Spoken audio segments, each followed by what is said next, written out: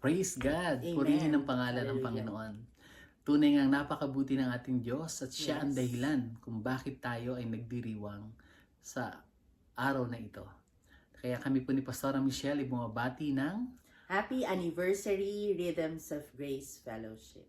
napakabuti ng Panginoon. Naalala ko, parang kailan lang, no? Na nagtanong sa akin si Brother EI kung ano po yung Bible verse o key verse related doon sa ipanahayag sa kanya ng Panginoon. And then, pinaalala ng Panginoon yung kanyang salita sa Matthew chapter 11 verse 28 to 30 na kung saan ang Panginoon nag-aanyaya at sa kanyang paanyaya sa mga taong pagod sa relihiyon, pagod sa mga kabigatan at mga maling pananaw tungkol sa Diyos, ang Panginoon ay nag-anyaya na lumapit sa Kanya upang matutunan ang isang napakadakilang aral sa buhay. Sabi niya, learn the unforced rhythm of grace. Amen. Salamat sa Panginoon sapagkat patuloy niya po tayong tinuturuan at alam ko po na ang kanyang katapatan ng dahilan kung bakit tayo ay nagdiriwang sa araw na ito.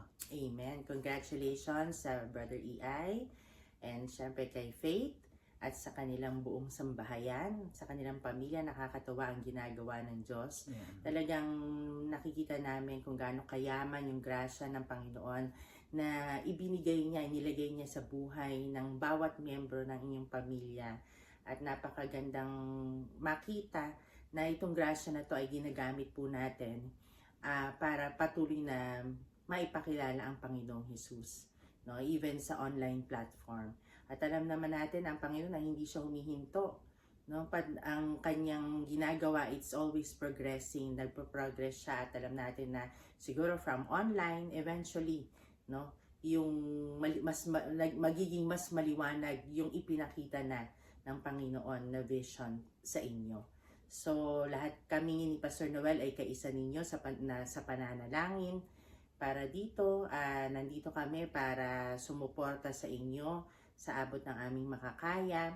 And of course, gusto din namin pasalamatan yung mga ibang tao pa na ginagamit ng Panginoon para kayo ay masuportahan at maalalayan. Lahat po yan ay ebidensya ng kabutihan ng Panginoon.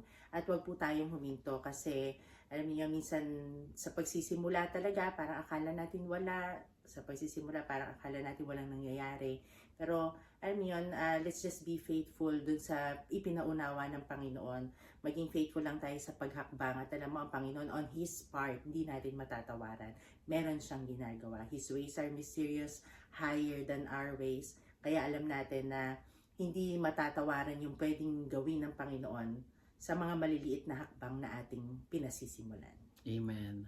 At salamat sa Diyos sapagkat yung pinasisimulan niya sa atin ay umaabot sa ating mga kapamilya at sa iba pang pamilya na nais ng Diyos. Ihayag ang kanyang sarili sa pamamagitan natin. Kaya, yes. And salamat din sa ating mga CLC family na nandyan to always help and support.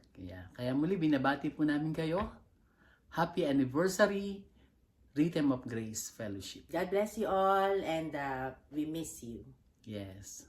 More blessed years to come. Yes.